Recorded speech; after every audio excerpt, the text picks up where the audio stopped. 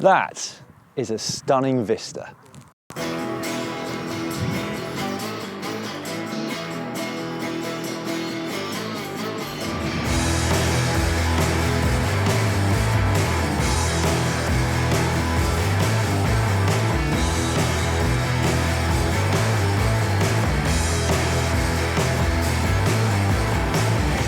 Who doesn't like a new bike day?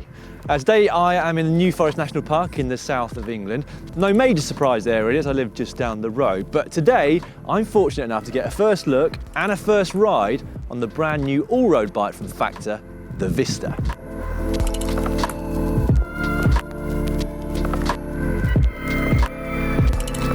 Gravel is the new road, or the old road, as the case may be. More and more of us are going almost literally back to our roots. We want a bike which handles well on the road, which goes fast on the road, but which gives us the ability to head off-road. And what's not to like about that? Once you head off the road, there's no cars, no traffic in general, and you've got an increased sense of exploration and adventure. Now, Factor, to give you a brief history of the company, started out life in 2007 as a subsidiary to the engineering firm BF1 Systems, who a long time have worked with the likes of Maserati, Ferrari, Lamborghini, multiple Formula One teams, as well as Aston Martin, which is how this initial collaboration came about.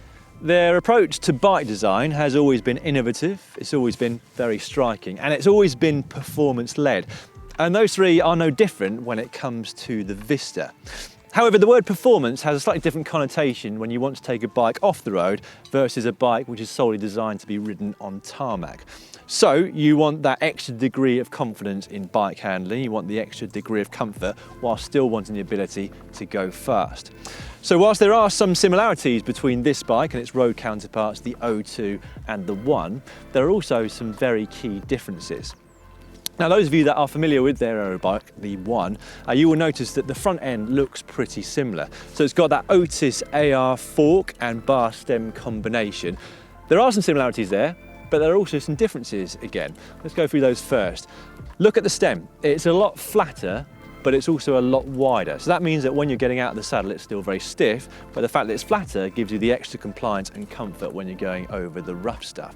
It's also got a 3-degree sweep back on the tops, and there are flared parts of the drops too. And what you won't be able to see, internally, there is a different carbon layout, which again gives far more flexibility for the forks and more comfort. So those are the key differences at the front end, but there are also some similarities. You will notice that there are no exposed bolts up there on the stem, which makes things look neat, but also means there's nothing to knock your knees on when you're getting out of the saddle. You also have the ability to change the height of the front end there without messing about at all with the internal cable routing, or indeed messing about with the tightness of the headset, which makes things very simple indeed. So I've spoken a bit about the carbon layout differences there at the front end. That actually continues right the way through the bike pretty much. Here to the flat back seat post, the design of which allows extra compliance, and again onto the frame set itself, which has a different carbon layout versus its road counterpart. In fact, not just versus the road, but also in the different sizes available. This is at the very top end, so it's a 58cm bike, and this will have a different carbon layout versus the lowest, which is a 49cm, because of course that's far more compact, and it's also likely to have a far lighter rider on top of it. Now, on top of the carbon layout, we've also got big differences in the geometry, because once you start putting some much bigger tyres on, that really does have to be taken into account. So in particular, the fork rake at the front for different handling characteristics, but also the BB drop. Now, that's the difference between the centre of the axles here and the centre of the bottom bracket, because of course bigger tyres raise everything up, and you have to take all that into account when you're designing the bike. Looking at some of the finer details on the bike, it has a removable front derailleur mount there, so you can run one by or the double chain set as we've got today. Disc brake only, as you might expect, and to be specific, they are flat mount discs. Also, they have some hidden mudguard mounts, or hidden fender mounts if you're over in America. Deliberately very subtle so that you can put mudguards on if you want to, but if you're not ever planning on using them, you won't really notice any difference here on the frame. Further to that, they have a continuous down tube to chainstay design, which means that there's an increased degree of drivetrain efficiency. And then the other big difference that you'll notice is that the seat stays have been lowered to meet up here on the seat tube. I spoke to the head designer, Inigo Gisbert, this morning to find out why.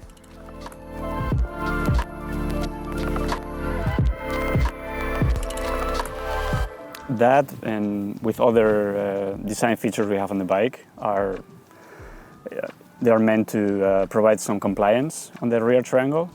So by lowering that, and also with that arched shape that you see at the top of the seat stays, that helps to create some flex and some vibration absorbance. So together with the seat post and the bar stem we have, helps to absorb some of the roughness of the road. And it's not really a suspension, but it helps for the frame to absorb some of the irregularities of the roads. Now, in terms of tyre width, Factor have designed this bike around a width of between 30 and a maximum of 35 millimetres. You can go over that without the tyres rubbing on the chainstays, the seat stays or the forks, but the clearances then are going to be pretty marginal. For weight weenies out there, this frame in a size 56 comes in at 950 grams, although they have stressed that weight wasn't the top priority for them when it came to the design. Nevertheless, in a 58 centimetre and with this build, it comes in at just over 8 kilograms, which is very respectable indeed.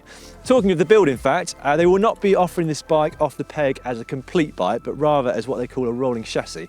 That then includes the frame, the forks, the bars, the stem, the seat post, and also these Black Ink 30 wheels, or you can buy it just as the frame set, which doesn't include the wheels. You also have two choices when it comes to colour. This is the Factor design, but you've also got a collaboration with Chapter 3.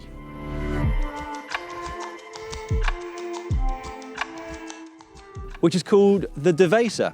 And it's this one, in fact, which I am going to be riding today once I've put some pedals on it. And I can't wait to take it out, and indeed to show you my local playground. Let's take it out for a ride.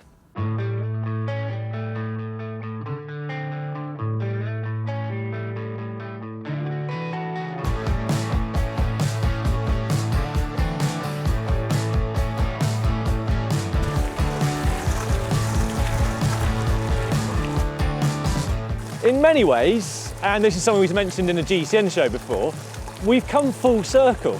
Both Si and I started off on mountain bikes, which at the time, and yes, it was a long time ago, had front suspension if you were lucky. They had narrow flat bars with the compulsory bar ends, and they also had pretty narrow tyres that were probably pumped up too hard. And of course, that staggering but beautiful saddle to bar drop. Now, I would say that this Factor Vista is every bit as capable off-road as my top-end mountain bike was 20 years ago. And since, as I've mentioned, there isn't really any gnarly trails here in the New Forest, this is the perfect bike for me. As good as my old mountain bike off-road, about 10 times better on it. Also, as a further comparison, I would say that this bike handles at least as well, is definitely lighter and more comfortable, and is probably as fast as the road bike I started racing on.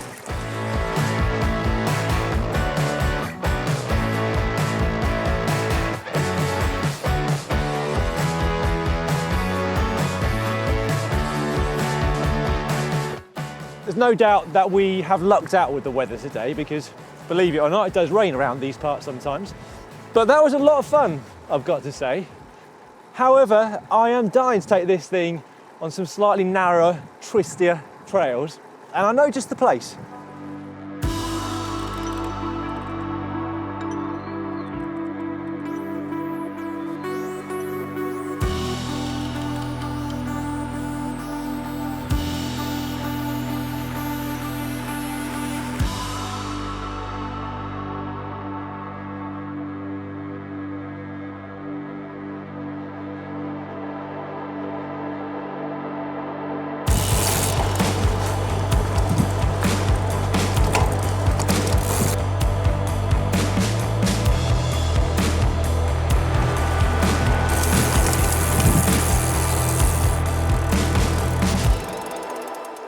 I have to say that for my current style and type of riding, this thing ticks all the boxes. I don't need to go faster than this thing allows me to go out on the road, but it allows me to have a load of fun off-road if I want to, or to explore, have a sense of adventure if I want to, or even, sometimes when I want to take a shortcut to my house. Or the pub, as the case may be. I've thoroughly enjoyed today, as mentioned earlier, very much helped by the sunny weather late in October here. But that was a fun and enjoyable ride, and I do like the look of this bike, particularly the fact that the cables are hidden there at the front end. Not uncommon these days on a road bike at the top end, but much less so on the gravel bike sector or the all-road bike as we have here today. Unfortunately, I now have to give this bike back. Great to have a new bike day, less so when you give it back at the end of the day, but nevertheless, it has been fun. Let us know what you think about the bike in the comment section just down below, and if you'd like to get a more in-depth view of Factor as a company, Si went over to Taichung in Taiwan last year before the KOM Challenge to have a look around.